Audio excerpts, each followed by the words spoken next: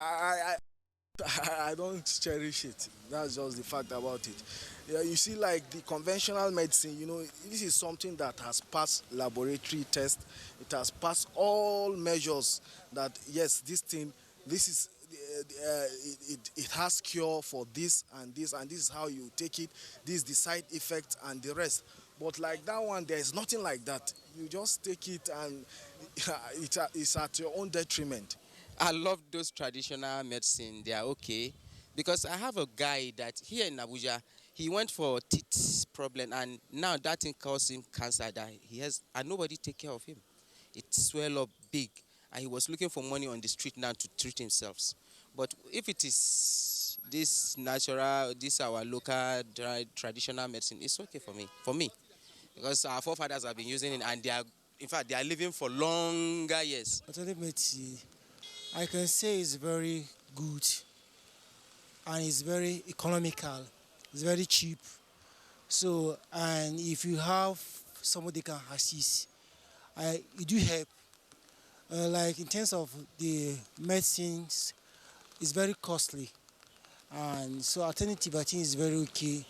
But only thing is that sometimes the unprescribed and the quantity is not, so sometimes they may even give overdose to a particular medicine that what you want to treat about. Right, the cross-section of Nigerians there expressing their views on traditional medicine. We have with us the studios four guests to discuss this issue in further detail. First, let's welcome the Director General of the National Agency for Food and Drug Administration and Control, NAFDAC. That's Professor Mojisola Adeyeye. Professor Adeyeye, a pleasure to have you with us on Good Morning. Thank you. Good morning. Yeah.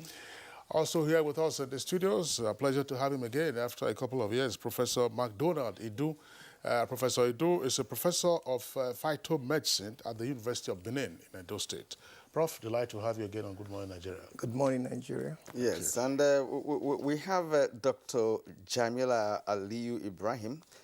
She is the head of Department of Medicinal Plant Research and Traditional Medicine, National Institute for Pharmacological Research and Development, NIPRID. You're welcome. Thank you very much. Good morning. And of course, we have pharmacist Zainab Ujudud Sharif, Director and Head of Department of Traditional, Complementary and Alternative Medicine, Federal Ministry of Health. Ma'am, you're welcome.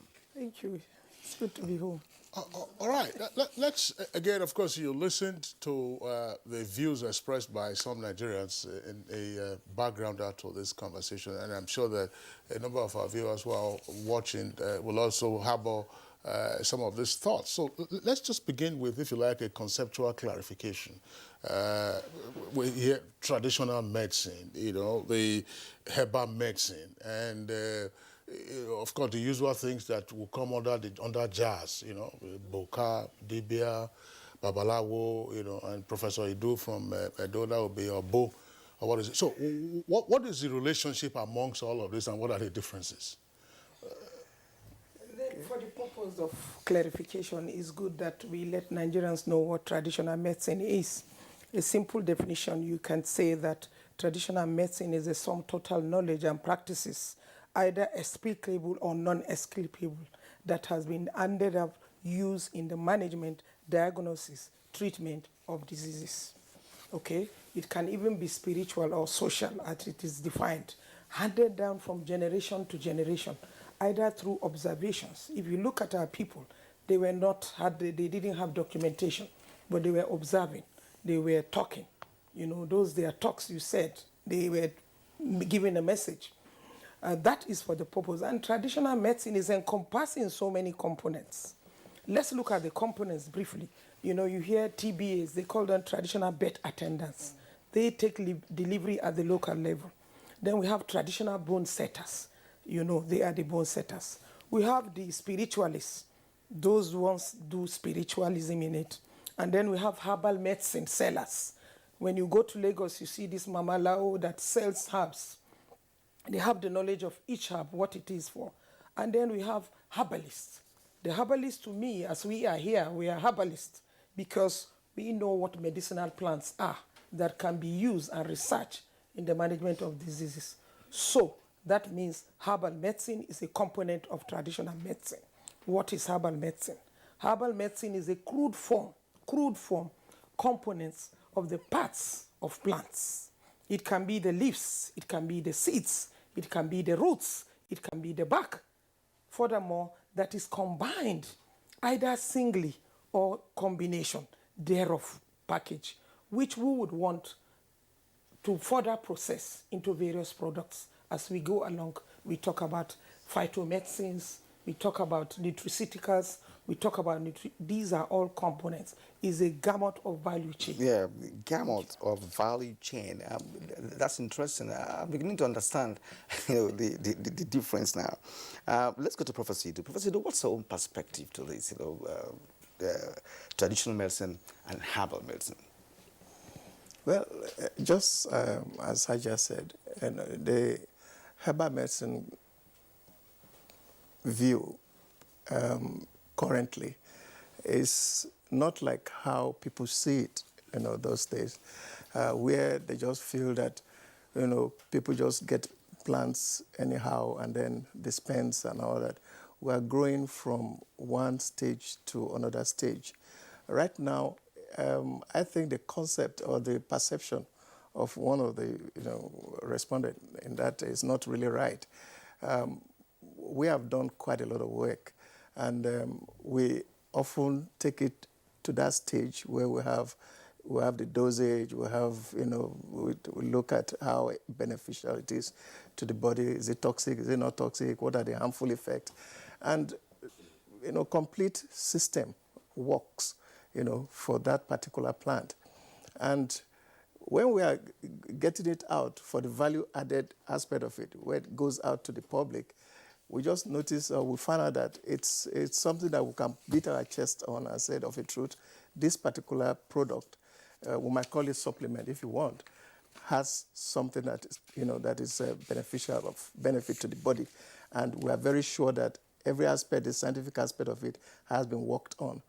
Now, that does not also put away, the traditional medicine, the traditional healers, their own perception. They have come a long way from one generation to another generation. And honestly, I've seen quite a lot of them. Many of them, I know of one, over 100 years old. He documented everything, documented his ideas, the plants, even the incantations were all documented. And that is late now, but given to another generation to carry on. And I really don't believe that theirs too is something that we should throw aside. Because if you say dosage, for instance, I'm sorry, Mama Navdak, they will tell you 1 cup. 1 cup is a dose. Half teaspoon is a dose. So both sides, whether the herbal medicine or the traditional medicine, there's a collaboration. The only thing on our own side is that we are taking the herbal aspect into the scientific realm and making the best use of it for our own generation. But honestly, there's a synergy between the two sides of it. Okay, thank you, Professor Idu. Let's bring in Dr. Jamilat Aliyu Ibrahim. Again, still on this issue, because fine, pharmacist Zainab indicated that all of you here, you are herbalists. But in the popular imagination, as my colleague Kirian framed it earlier, you would find a conflation, between the herbalist, refined as you are, and professional as you are, versus the spiritualists or the diviners, who also will bring in aspects of herbalism into their practice. So where is the dividing line, if any, or is the overlap all intermixed so that you have abandoned the divination and spiritual aspect of it and then focused on plants and herbs and roots? Thank you very much. As Hajia Zainab Sharif said, we're all herbalists. And not only are we all herbalists, we're also all herbal users, one way or the other. whether willingly or unwillingly as a child, you must have taken it. And what you said, she also explained earlier that there are several aspects of traditional medicine. The spiritualism aspect, the bad attendant, the bone setters, and the herbalist. Of course, there are also others who practice one or two or three of them at the same time. There are people who practice spiritualism, and at the same time, they also use herbal. They find a way to do both. Even the bone setters, they are also herbalists, because part of what the remedy they use for their bone settings are for plant and animal, or even any part of plant, or even the animal parts too, they use it for their practice. Even the bad attendant, as she said, they are herbalists, because they use part of the thing they use to help the woman to deliver faster or to stop bleeding are plants, any part of the plant part. So there are people who actually practice both, or 3 or 4 aspects of traditional medicine. Yes, for us, she refers to us as herbalists. Yes, we are herbalists because the mere fact that we do not have this scientific way of proving the spiritualism does not mean we should look down on it for now. There are pathways for us to look at the herbal aspect, and that is exactly what we're doing. The spiritualism aspect is not an aspect that you can separate away from some herbalists, because they actually use that in a way, and the people they treat believe in it, and the most important thing is that they help those people to achieve whatever ailment or whatever issues they have with their health, whether spiritual, emotional, which is all in totality when it comes to health of any human being. Yes, thank you indeed. We'll bring in NAFDAC here, because NAFDAC is at the center of it all. Because between a herbalist and a traditional medicine person, there is a patient. Yes. And NAFDAC comes in between as a regulatory body whose endorsement is required, before a particular drug or medicine, whether herbal or traditional, could be administered on a patient. So what is the place of trado medicine and herbal medicine? What is the place of them in NAFDAC? Well, I'm wearing 2 caps today. I'm the CEO of NAFDAC, but also a researcher in herbal medicine. I'm not a herbalist, but I did my research. I was doing research in herbal medicines before I took up the job. To just add to what has been said before, we have lost a lot as a country because of misconceptions about traditional medicine. There are extremes to both to the perspectives. One extreme is that it is all about spiritualism and incantation, and so they don't want to touch anything that is not conventional. And then there is another extreme that without incantation, without the traditional spiritualism, it's not going to work. The world has moved ahead of us completely. China has about 6,000 years in herbal or in traditional medicine, not just herbal, and it's not the incantation that led China to where they are now. It is years of knowing what this does, what that does in terms of plants or animal parts. And they then brought all those together. Traditional medicine, for example, in China, because I took my students there many years ago from the US, include acupuncture, heat treatment, or moxibustion, that's what they call it, because they've thought and researched over years. Acupuncture, there are about 600 nerve endings in our bodies. And when they put the needle to a particular part, we now know, or they're now telling us, that it is where it's a nerve ending. And once that needle gets there, it sends a signal to some centers in the body to react pharmacologically. It's now been proven. Of course, incantation may be to make the person peaceful or whatever, but it may not translate. It is what is being done to the body, either through taking it or through heat treatment or through whatever means. All these are collected as traditional medicines. In terms of NAFDAC, we stand in the middle, so to say. When an applicant submits an application to us, we have to be able to verify it. We have two types of listing, or two categories rather, of herbal medicines. We deal with herbal medicines right now. We don't deal with other things because you have to be able to prove it. It is real science to prove the acupuncture thing. You need a lot of equipment. We don't even have it in Nigeria. But in terms of what we do on a daily basis, we have to be sure that the patient is not going to take something that will kill them. Take a liquid medicine, for example. Where was the water gotten? How long is that liquid medicine going to stay on the shelf? The hawkers that hawk them, how long have they been carrying them? Is that liquid medicine now a culture medium for microbes? So that the herbal medicine may be there, but what is going to kill the patient faster is the contamination.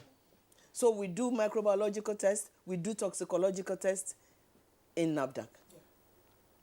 Just to be sure that it's not going to disturb the patient to the point that the antibiotics will not even work because there are strange microbes there.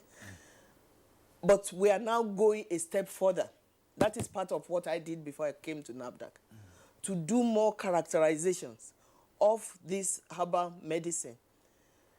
For example, if you have a herbal medicine that you want to see how long it's going to stay on the shelf before it breaks down, you have to be able to identify one bioactive in that medicine to track it from day 1 and then day 15, day 30, day 40 or whatever, see whether it's going down.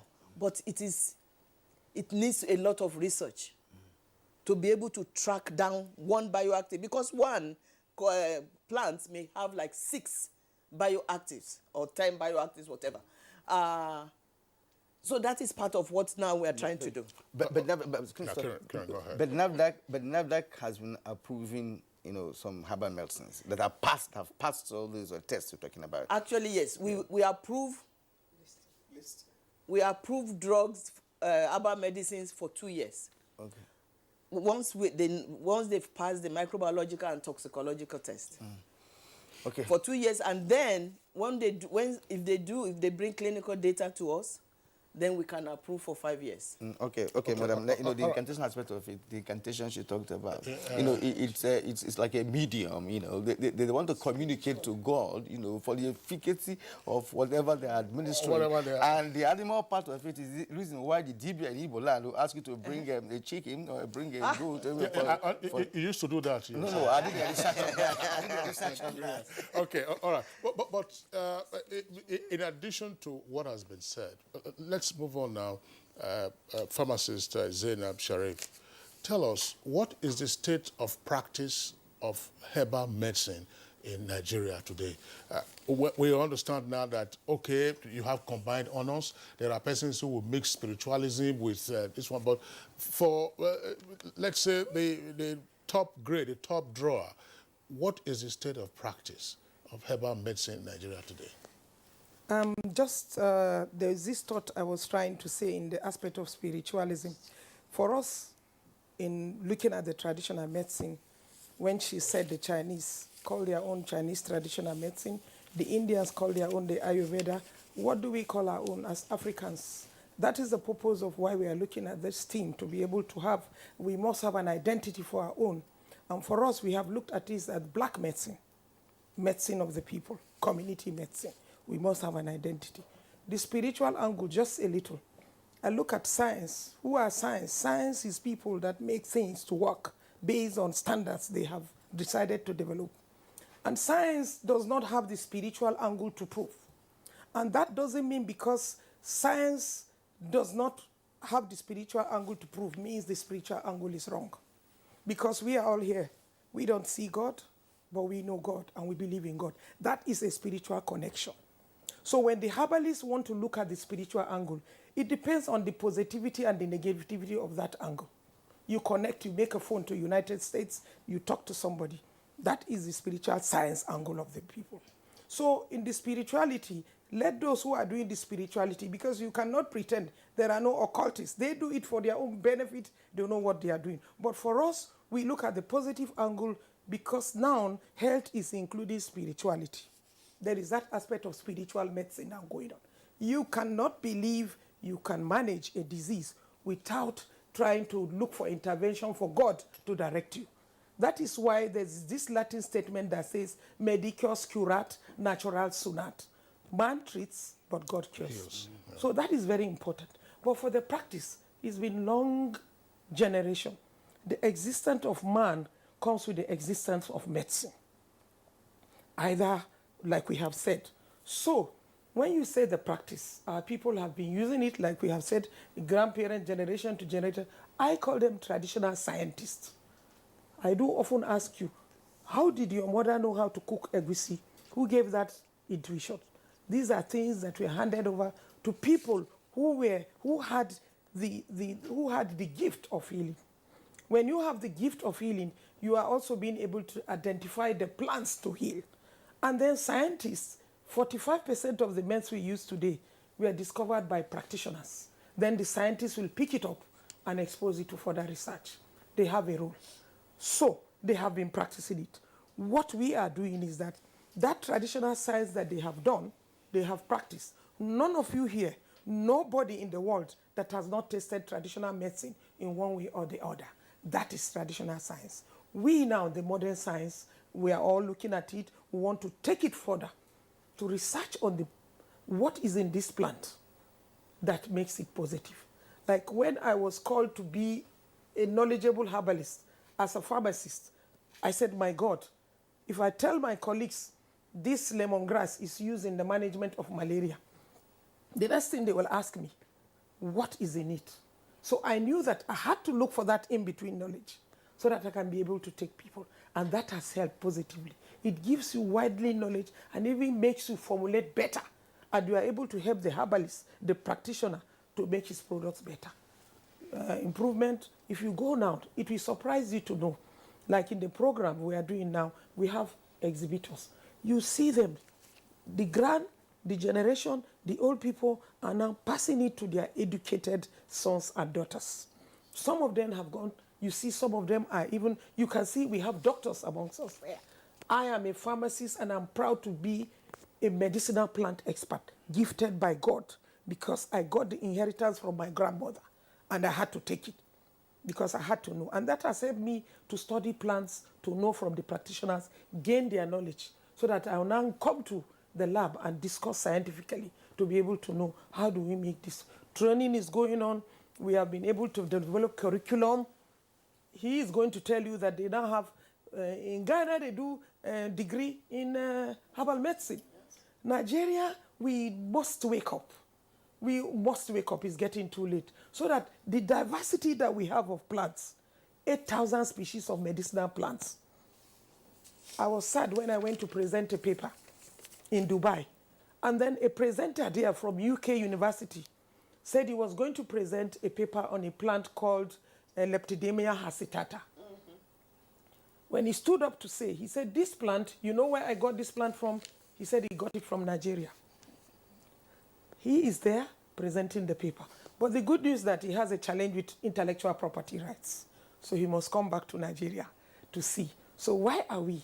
We have so many plants. Studies are going on. Universities are now going on. He will tell you, University of Ilori is running a degree program. ABU is doing it. BUK has a Center for Medicinal Plant Research. Enough of that, no dosage, no standard. If you say no dosage, no standard, then we are not scientists. because we are making it better and it's there for the benefit of All right, Ajay. Ajay has a long history of this traditional medicine or herbal medicine, as it were. She has developed some using moringa oleifera, aloe vera, and what have you. We'll come to that in the course of this conversation. But now, the UN, United Nations, says that traditional medicine is the sum total, as we all agree here, of knowledge, skills, and practices based on the theories, beliefs, and experiences indigenous to different cultures. Now, what should be the nexus, or what is the nexus between the traditional medicine and orthodox medicine? And I'd like to bring you here, Prof. I ask this question because, yes, we're all speaking here, you're all scientists, you all have medical background, and of course the traditional one. But if you go out further, on a broader note, some orthodox medical practitioners do not even want to hear about anything traditional medicine. Prof. I think that's a cake, no? It's not something we should be talking about because we are far behind, too far behind. Other countries have, hacked into it, and they are doing well. For example, in India now, you have university, running programs in traditional medicine, Ayurveda medicine, and then the Orthodox go there for knowledge. They go to them for knowledge. Yeah. So there's a synergy. And I know of several hospitals where you'll be made to choose, do you want traditional medicine or do you want the Orthodox type of medicine? In Nigeria? Or? Well, elsewhere. But at least I know of one in Nigeria. Okay. Yes, Professor Lakmadi's clinic. He has the Orthodox arm, he has the traditional arm. And then when he looks and he says, oh, this one is not going to be handled by us, he goes, sends the person to the other side, But all over, things are going faster than we think. Yes. These are basic things that we shouldn't contest, that there's life in nature. Plant is not something that is just there for us to admire. There's life in it. There's health in nature. And we have to take it and use it properly. I think that's where we're coming from now. So I believe that people should not be scared, whether we like it or not. About 80% of Nigerians or Africans, we rely heavily on, these herbal things. Whether you like it or not, if I ask you a question or two now, you'll find that even by the end of the day, you have taken something that is herbal, unknowingly, even from the food you eat. So there should be a synergy. There should be a kind of understanding, between the Orthodox and the TMs, to come to that understanding that they complement one another and not, not fighting, each other. Whatever questions that are abound, they are being solved, and our exposure is coming up by the day.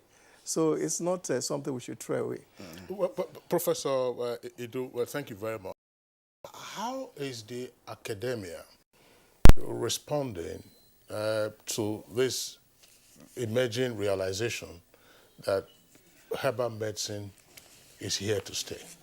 Yeah, I think that's where we're getting it right now. Currently, there's a committee that started in 2013 by the then Minister of Health to be able to put together, this, is that a herbal tea? Yeah. Okay. Okay.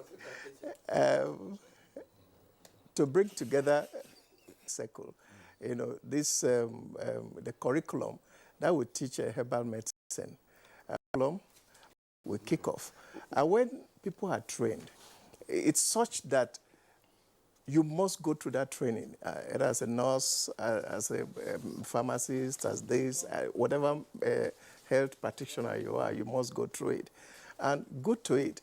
For those of them that go through MBBS and can't go, maybe they jumped out along the way, they will be made to take some extra courses, and they will go up with a degree in herbal medicine.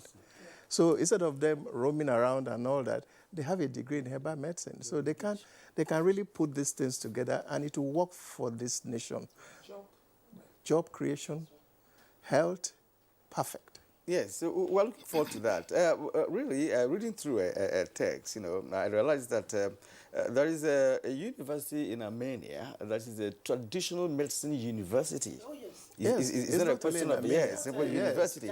And this is where they have medical techniques and advanced techniques for integrative medicine. Exactly.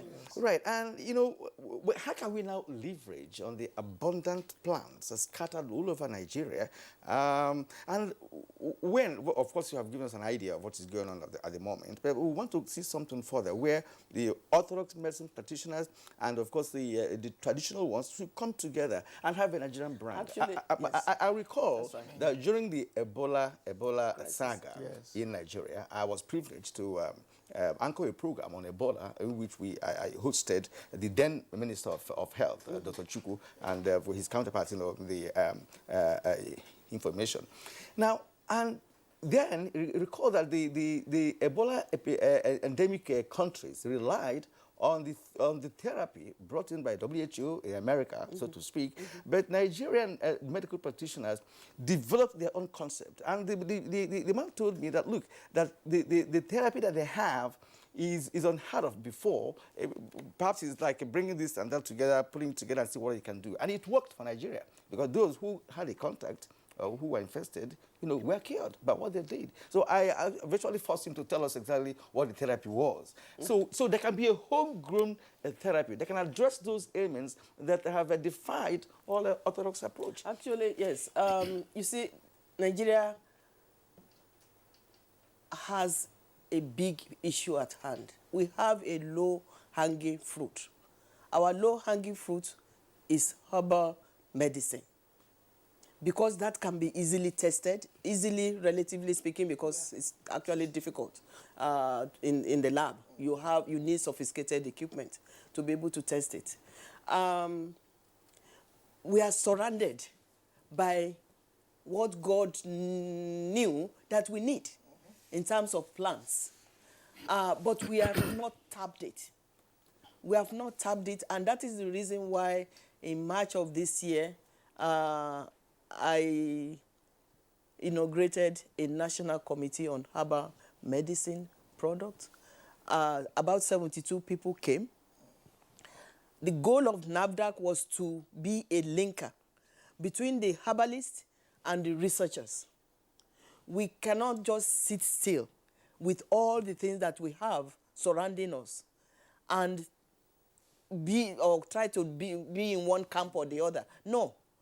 The traditional herbalists and the researchers must come together. That's why NIPRIT is so important. They are specialists in herbal medicine research. And now we're going to have another meeting in September to foster this relationship. Some of the problems that we have in Nigeria is secrecy. My own grandfather died with his secrecy. He didn't die actually with his secrecy. He wrote a formulary in a notebook. And myself and my cousin were looking at it, and then I came back years after. I said, brother, where is the book? I've burnt it because I'm now a Christian. So we have to know that God has given us plants and animals for our own benefit. And so we're going to keep fostering this relationship. Another thing that breaks my heart is the intellectual property aspect of it. Once you develop a product and it's working, and I'm talking from experience, the product that I was working on before, I wanted my fact that you have currently giving approval for the drug to be given out, commercialized.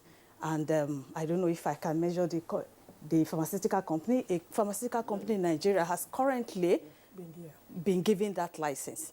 And they are working on it, and within a short time, you will be able to have that drug in the open market.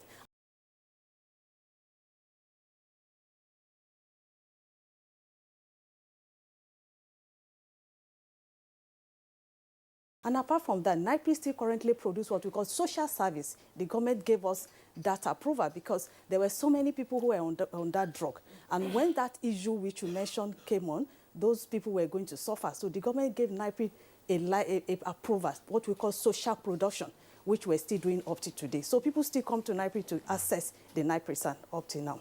Then coming back to the one when you said plants for antimicrobials, yes, and I say yes. There are so many antimicrobial plants which has several properties that can compare favorably with most antibiotics in the market. NIPRI has developed several products, which she said we have low-hanging fruits. There's several products in NIPRI we call low-hanging fruits, drugs that had been developed. Because as much as you want the herbalists to also do that, those of us in the scientific world also need to show example of how it can be done. So we had gone ahead from the beginning to also do it, develop it to a commercial level. We have several products for anti-diabetic, we have for hypertension, we have for malaria, not one or two. Are they commercialized? Can they be bought in open market? Yes, they are. We call it low-hanging fruit. They are there, but we don't have ready for commercialization, ready for the stakeholders who are interested. What is delaying commercialization?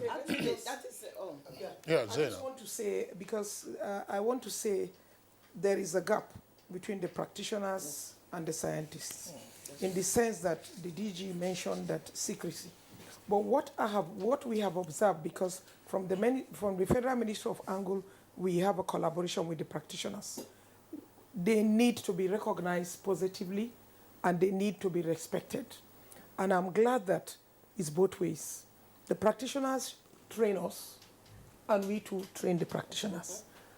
As we are sitting here, if you ask any of us, how many of you have gone to the field to identify plants? We may say we are yet to. But we use the practitioners, and with the help of the taxonomists, to be able to identify the species of the plants. So we need them, we appreciate them, because we need them to tell us the plants outside with the help of the taxonomy, so that you know the species of that plant, which can now be used to process powder. You said there are a lot of concoctions out there. Is there any improvement? Yes, there are. If you go to most pharmaceutical chemists now, you see a lot of products listed by NAFDAC. From records, NAFDAC has listed over 1,000 medicinal plants. They look at it in terms of safety and toxicity. And most of these medicinal plants you see is a simple theory that you begin with, from known to unknown. Food be thy medicine, and medicine be thy food. Most of them are prepared from some things we know. So they have been listed. So there has been a progress. With the traditional medicine bill, which is something that we are in dear need to be passed, the bill is currently with the Ministry of Justice in conclusion, because we were there last week. So that when this bill is passed, we now have a traditional complementary medicine council, just like we have dental and medical council. The Ministry of Health is seriously pushing that. When you have the council, you will see things will work naturally. There will be better regulation on all those carrying the products, using them anyhow that you are talking, either agbo or concoction. But in every home, you prepare concoction, and it's allowed. We call them extemporaneous preparations. You can do that. Okay? Extemporaneous. It's something you do immediately and you take it. Take it quickly. Yes. Quickly. No, quickly, just, because you have the plans. Yes, And like we said, because I want to bring the economic angle of it, which will tie in why we must run away, why we must quickly catch these low-hanging fruits. Like she has said, there are so many plant species that we have. They are coming to take them away. And some of them collaborate with the practitioners. And some of us, they take those plants away. Fagara roots, which is also an anti-cycling plant. I have seen them in Indian factory. They said this one was from Ghana, was from Nigeria. So what are we doing?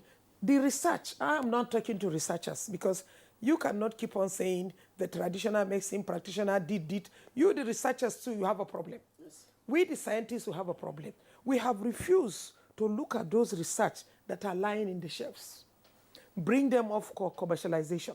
That is why I said there is a value chain, because some of these spaces in the value chain is missing. NIPRIT has done research. They have these products. We are waiting. Because they spoil our wash. Begins Western education. African countries. People.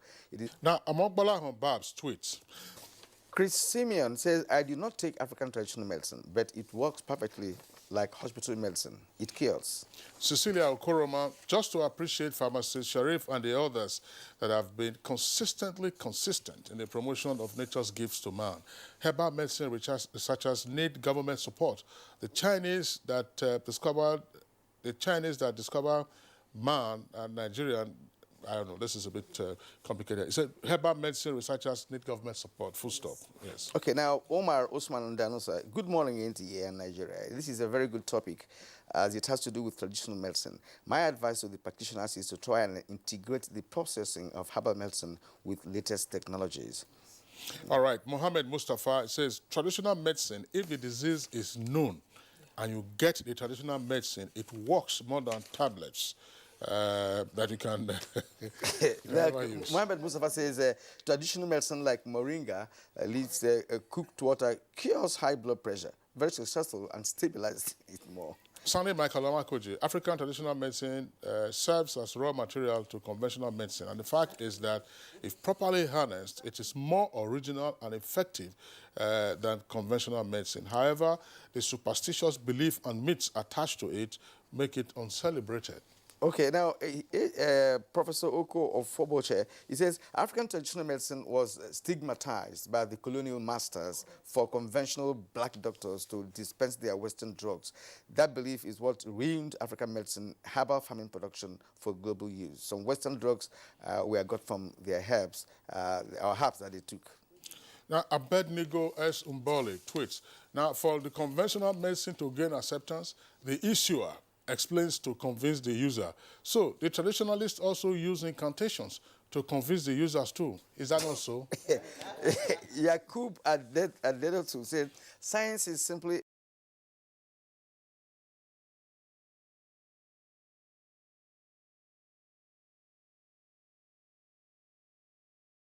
a reformed model or fashion of herbal medicine. We shouldn't let Westernization dominate our lifestyle. We are Africans. Science and medicine is simply a reformed model or fashion of herbal medicine.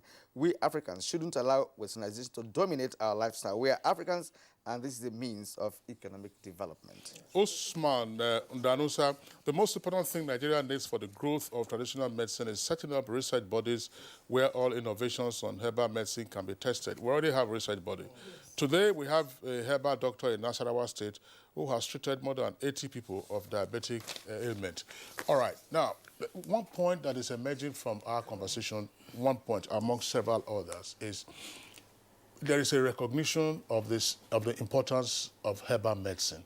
There's also a recognition of the presence of a wide variety of plants and leaves and roots and branches, biodiversity that can be converted into as part of the herbal medicine practice. And NIPRIT is here, you are working on your research, NAFDAC is here, regulator. And there is a gap that pharmacists already identified with regard to the value chain, commercialization. Who should be the coordinator of all of this so that you have all the issues galvanizing Nigerians and drawing our attention to the worth that lies in herbal medicine? Because they say health is worth that lies in herbal medicine. Who should be the coordinator so that whatever nitty-gritty, whatever naughty issues are there are clarified, the prof is here, whatever issues we have with the Dental and Medical Council also clarified, and then, you know, we are saying that we are ramping up. Actually, when it comes to the coordination, this committee that we set up brought the stakeholders together. But it's the beginning, because we're going to bring more people in. However, in terms of, and what we did with that meeting is to break the whole group down into subcommittees or focus groups. People, you know, Ajia Zainab is in charge of records with other academicians. There are some people in charge of harvesting or post-harvesting. There are some people in charge of formulation. I believe that this is going to grow or crystallize out to get to where what you are talking about.